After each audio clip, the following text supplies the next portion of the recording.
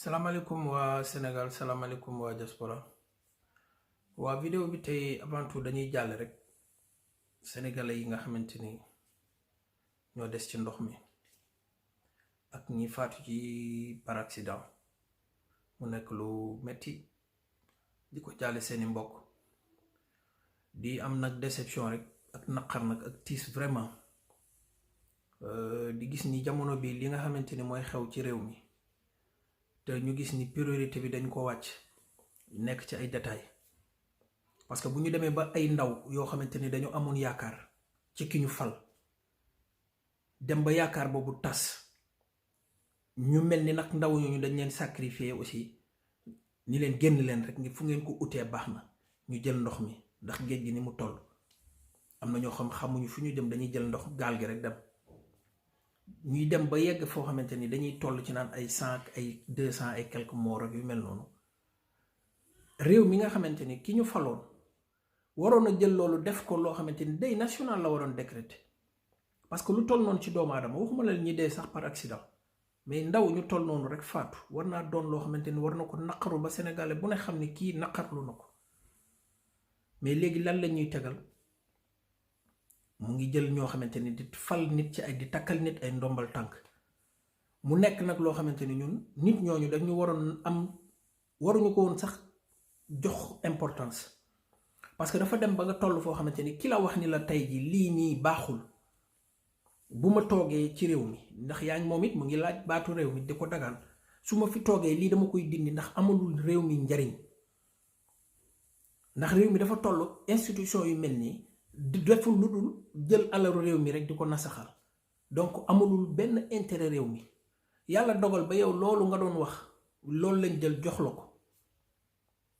loolu rek dafa doy nit ñi xam ni kon du kii yàlla war nañoo gërëm yàlla ba ndombal tànk bi mu doon yóotu ci réew mi li tax joxuñu ko dañuy xam ni kon dañu war a sant yàlla parce que nit bu di wax te la muy wax ni baaxul ba bis jot ñëw mu ni lii mën naa ko baax na kon kooku boo ko joxee réew mi fan lañ jëm donc côté boobu rek dafa jar ni waruñu ci perte temps dañuy sant yàlla lu tax lim doon laaj joxuñu ko parce que ku mel nii buñ ko joxoon réew mi fan la ñuy yóbbu jarul nag ñu ciy taxaw di ci perte temps parce que amul njariñ parce que nit bu fekkente ni li ñuy wax nit muy dignité nit bu fekkee nit dafa dem ba loolu dañuy dem ba di ko dindi maanaam mooy naa taxaw wax suba ba génn ci loolu bu ñu demee ba yooyu lañuy valeur yooyu la ñuy jéem a dindi ci nit kon kooku lan la ñu bëgg a soppe ay lan lañ ñu bëgg a soppe ndax bu demee ba nit ki amatul sentiment humain waaw parce que yenn yi damay jàpp ni ñàkk sentiment la ak ñàkk am valeur parce que nit ki bu fekkee dignité bi da ngay dem ko da nga koy jaay sa ngor da nga koy jaay après yow lan ngay doon bu ñu demee ba banaliser yooyu yëpp kon fan la ñu jëm ndaw ñoo xamante ne tey ji boo koy xool commencé ko ci banlieue bi rek boo demee ci banlieue bi lan nga fay fekk à part Seras à part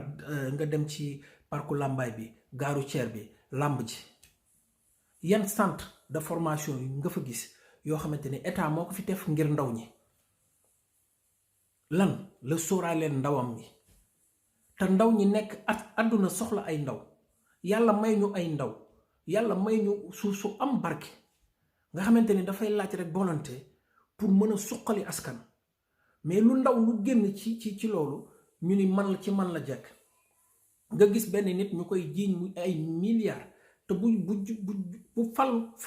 falu jotee ndomba la mu yoroon dañ koy yokk waaye duñ ko wàññi kon réew moomu fan la ñu jëm parce que bu ñu fekkee yi nga xamante ni mooy suqali réew di téye maanaam war a mën a maanaam alalu réew mi li ko war a saytu maanaam yooyu bu ñu ko nasaxalee réew moom ban yaakaar ngay am ci moom Cour des comptes ak justice bi nga xool ni maanaam tey waroon nañ di saytu ñu jox leen ndombal tànk loo xamante ni képp ku def yoon amul sax lu muy xalaat ñoom dañuy def leen yoon may sans politique dugg ci nii dëkk bu fekkee da nga bëgg a dox ci yoon yooyu ngay dox maanaam yi saytu dëkk bi ndax dama jàppoon ni vraiment bi muy wax ni day changer gouvernement bi da Sénégal yépp amoon yaakaar ni kat le président yeewu na ci affaire yi xëy na yàlla yeewu na bëgg na génne par la grande porte ñu bari yaakaaroon mais bi ñu demee ba ci cappaandaw li tamit dafa tasaat yaakaaru nit ñi ndax li mu def yépp mënoon na ko bañ a def ñi mu bëggoon a génne mu génne leen naqarluwuma nag ci kenn ku mu génne parce que nit ki bu ngeen di ànd muy def li muy def nga koy gis ba pare di dëggal li muy def bu yoon ñëw bu jamono ñëwee ba mu génn la fi foofu da ngay sant parce que man bu may accepter nit di yàq ay nit ngir sama intérêt mais man su fekkee nit laa damay xam ni kii jarul may ànd ak moom non nit bu ngeen àndul ci dëgg rek ànd ci leneen parce que tey jii Aly Ngouille Ndiaye par exemple man je me dis que ni li mu mérité rek la am parce que munoo par exemple yow nga lu toll ne askan ñuy dagaan baatu réew nga ni kat nangam man may citoyen yi yoon li ma may nga nasaxal ko te tegoo ko fenn fudul sa intérêt pour ni da ngay jàppale nit yow kooku nga doon jàppale bu bis ñëwee mu ni kat fii laa yem ak yow mais man lu ma ciy mer aw ma ci loo yooyu moom du ma ci sax perdre sama temps li ñu aski li nga xamante ni moom la réew mi yor nga xamante ni kii ñu fal avant muy génn dinañu saytu yoon bi ndax sécuriser nañ ko ba pare mu doog a jàll bu jàllee dañuy tëjaat nit ñi ay 10 minutes 20 minutes ba pare mu ñu soog a dem kon kooku assuré nañ ko sécurité mais léegi ñun lim nga xamante ni moom la warloog ñun di seetaan suñu ay ndaw di faatu muy def ay Twitter di def ay di lancer message foofu mais loolu du respect nga xool tubaab yi benn nit bu faatoo dinañ ko diaboliser ay 1 an dinañ ko topp di xam bu dee faatu na ca dëkk ba waxuma la ci dëkk bi mu fekk dafa génn réew mi sax dinañ ko topp ndax xam nañ lan mooy doomu aadama mais ñun tey ji ñu mel ni maanaam doomu aadama bi mën na faatu mais comme si de rien n'était ñu war a nekk ci ay détails yoo xamante ni ay diw nee na mais diw moom lu mu wax te defu ko c'est son problème yàlla dimbali nañu ba ñun bu ñu am bu fekkee nit ñu mature lañu li ñuy soxla muy sunu carte bi war nañu xam tey bu voté jotee kan lañ koy jox kan lañ koy jox ku bëgg réew mi tey ji booy seet tey ji par exemple ku mel ni Ousmane Sonko mi nga xamante ne ndaw ñi dañ ko dëgmal mais yaakaar lañ am ci moom te yaakaar bi ñu am ci moom mooy valeur yi muy dégager te nit ki tey ji par exemple li ñu daloon ci góor gi Abdoulaye Wade ñu ñuy diaboliser ci moom di ñu diaboliser ci moom ba peu de temps bi ñu ko koy jox ak moment bi ñu ko koy joxee xoolal li mu jotee changé ci réew mi fii ñu toll na sax dañ ko war a remercier ku mel noonu nag Ousmane Sonko côté boobu la taxawee nekk ndaw ba pare am ngëm moom xam ni tey dénkaane moomuloo ko kon luñ la ko buñ la ko joxee te dañ koy jëlaat kon war nga ci profité wu def ci loo xamante ni ëllëg nga mën a toog ci dëkk bi te ku xam Ousmane Sonko boo xamee nit dëggantaan xam ni nit la boo xamante ni lu mu wax ci kàttanu yàlla mën na ko def parce que au moins am na lu muy bañ mais koo xamante ni par exemple nit ki wane boppam ni man nii laa mel moo gën nit koo xamante ni day nëbb boppam ba li muy jot yóotu bu ko jotee doo ko wane boppam kon kooku baaxul au moins Ousmane Sonko yow wane na boppam ba nga xam ni moom il est comme ça nii la mel donc yow da nga koy sóor xam ni kii nii la mel ki nga xam ni mu mel nag la muy bañ doo ko laal donc ni li ñu gëm ci moom yaakaar ko ci moom loolu te gëm naa ni man ni ma comprendre ni ma gëmee ni Ousmane Sonko buñ ko joxee réew mi ndaw la te mën naa dimbali réew mi waaw mën na dimbali réew mi ndax ndaw ñi yaakaar bi ñu am te muy ndaw àdduna soxla ndaw te muy ndaw moo xamante ni au moins am na loo xamante ni benn croyance bu nekk ci moom boo xamante ni loolu dafa bokk ci ay valeurs yoo xamante ni bu ko nit amee ay mën nga yóbbu réew mi fu ne ndax ndaw ñi ñu yor nga xamante ni kenn bañul ay aar boo demee Chine dem ay Japon xoolal arts martiaux bi niñ koy kii mais dañ ko teg ci yoon mais xoolal ñun sunu jeunesse bi 6 booy 7 yoo gis ñu yor bongo ay booy yu ndaw lañu te ñi ci ëpp ñàkk lu ñu def moo leen ci dugal ñàkk lu ñu def amatuñu beneen yoon waaye ku ne xam na ni bongo yëg yi développé wul dëkk war a former sunu jeunesse bi sensibiliser leen xamal leen àdduna ni muy doxe ba seen xel ñu teg def ci leneen nga nekk ndaw bëgguma politique mais bëgg naa servir sama réew yàlla possibilité boobu ñu war la ko may mais xoolal sunu ndaw ñi ci boo leen di xool lan ngay gis ci ñoom léegi dañuy dem ba xale yi léegi fen sax dafa nekk loo xamante ni dañ ko boole ci seen affaire léegi valeurs yi ñu amoon dañuy yàq lépp léegi lan la ñuy yaakaar ci réew moom nit ku ñëw ingrat ba nga xamante ni par exemple égoïste ku ci nekk jàpp nga ni tey ji boo xoolee Saint-Louis boobu xool reportage bi fi 2S def di leen remercier en passage aussi di leen wax bravo parce que tey ji vraiment ñu ngi def liggéey bu am solo aussi 2S waaw di ko lancer tamit Futur Média di ko wax aussi Sen TV des médias ñoom dañu am rôle bu am solo boo xamante ni dañu war a gën a participer ci ndax askan wi Sénégal d'abord parce que ñi lay seetaan du ñu ay waa sénégalais yi ñoo lay seetaan nga war a participer ci ñoom. xoolal émission bi ni mu demee du doy waar bi nekk Saint-Louis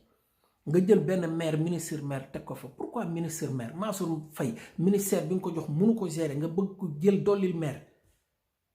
mel ni rek moom moo war a mën. non fal nga ko ministre na démissionné. mais dëkk buy dox ci noonu lañ koy yoree. mais ministre maire mooy lan. et puis da ngay toog xool ay dons yoo xamante ni benn ambulance sax boo ko indee ñu télé bi day ñëw di ko filmer ci ñàkk fayda ay 1 million ki 2 millions. di lancer waat Sénégalais yi di leen wax nañu taxaw jàppale waat ku mel ni Ousmane Sonko parce que Sonko au moins espoir la. di ñaan yàlla na ko yàlla lafal cat aussi ba yaakaar bi nga xamante ni sénégalais yi aussi ya am nañ ko ci moom. te da ngay xool ñi ànd ak Ousmane Sonko bari na ñoo xamante ni duñu ay bokkuñu ci partem man bokkuma ci Pastef mais yaakaar bi ma am ci Ousmane Sonko yéene laa koy am. c'est pas parce que dama war a bokk Pastef pour bëgg Ousmane Sonko non Sénégal laa bëgg te gis naa ni kii mooy ki nga xamante ni moo réew mi ñu soxla kii moo ñu ci mën a génne. loolu laa gëm man. dama gëm ni actuellement fii ñu toll nii Ousmane Sonko moo ñu mën a génne ci situation bi parce que au moins nit la boo xamante ni ku fonk kàddoom la te ku wane boppam ni mu mel la kooku la ñu soxla ku dëggu nag loolu lañ soxla ci Ousmane Sonko. di ñaan aussi ñi ànd ak moom nañ koy gën a dolli di ko gën a jàppale détails yi ñu génn ko ci buñ ko dugal ci benn détail. parce que yaakaar la boo xamante ni dañ ko war a xam nuñ ko aaree parce que njariñ boo ko yoree da ngay fexe noo ko téye ba du doo ko ñàkk. nañu fexe di ko dugal ci yoo xamante ni maanaam dinañu dimbali ba li ñuy yaakaar ci moom buñ ci yeggee ñu mën ko teg ci loxoom fekk mu nekk ci en bonne santé nekk ci waaw loolu lañ ko yéene parce que nit la boo xamante ni vraiment fi Sénégal toll Ousmane Sonko rek laa gëm ni jaraloon na ko bu fekkoon ne toog na ci réew mi. doo ko gis dina def ay tournée nationale doo toog 1 mois boo xamante ne déggoo ko ci ñaay bi muy dugg ci àll bi te Sénégal du Dakar Sénégal du ci rek dafa am ay ruq yoo xam ay sénégalais nga fa di souffrir te bokk ci réew mi te dañ leen a fàtte. am na ñoo xam bu dul élection nit du fa teg tànkam parce que yoon bu lay yóbbu ca dëkk bi sax amul ku amul yoon bu la fa yóbbu kon waxatuñu ndox wala waxatuñu électricité wala wax ay poste de santé parce que médecin yi dëkk yi ñuy dem parce que bu dee médecin bi day dem dëkk boo xamante ni il n'est pas en sécurité lan la fay def. donc yooyu yëpp buñ ko nasaxalee am ci kenn yaakaar rek lañu am yàlla mi nga xamante ni yaakaar lañu am parce que ki nga xamante ni àjjana yeeg yëpp yaakaar dong la ñuy am ci moom. yaakaar boobu nag la ñuy ñaan yàlla ba mu tas ci Ousmane Sonko waaw di ko ñaanal yàlla kàttanal ko jàppale ko ba lii askan wi yéene ko vraiment ñu egg ci ak jàmm. waaw loolu daal moom laa ci bëggoon participer parce que dañu toll ci jamono boo xamante ni li ñu soxla suñu valeur yooyu man gëm naa ni moom moo ñu mën a taxaw ba dellu si waat ko ànd ak askan wi nag aussi parce que ñu nit faw ñu changer suñu ay habitude sénégalais yi faw ñu changer suñu ay habitude tàmbale ko ci kër yi tàmbale ko ci lépp. waaw jërë ngeen